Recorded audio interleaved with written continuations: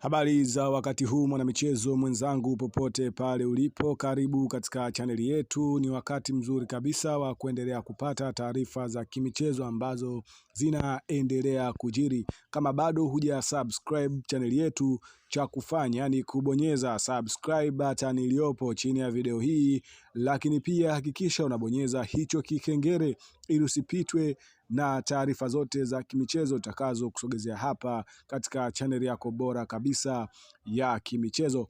Bana, usajili umeanza kupenya chini ambapo tumeweza kushuhudia mazungumzo baadhi ya nyota ambao wanamaliza mikataba yao katika vilabu mbalimbali barani Afrika, lakini pia nje ya Afrika.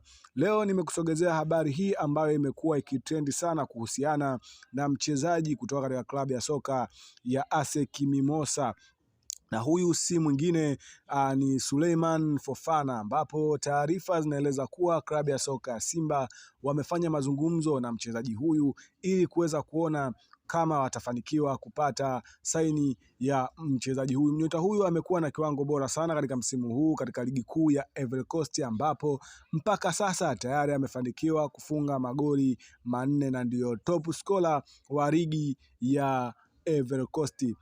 Taarifa zinaeleza kuwa mchezaji huyu huenda akasaini kandarasi ya awali katika klabu ya soka ya Simba, lakini mazungumzo bado yanaendelea kati ya mchezaji pamoja na uongozi wa klabu ya soka ya Simba, na hii inaweza ikaleta matumaini makubwa ndani ya kikosi cha klabu ya soka ya Simba kupata mshambuliaji wa uhakika ambaye anaweza kufanya makubwa. Ukitazama finishing yake ni nzuri, lakini pia amekuwa na ball control nzuri, lakini pia amekuwa na mentality kubwa ya kuweza kufanya vitu vikubwa uwanjani, skills pamoja na kuhakikisha anatengeneza nafasi. Kama akishindwa yeye kufunga kama striker, anaweza kutengeneza nafasi kwa wachezaji wengine.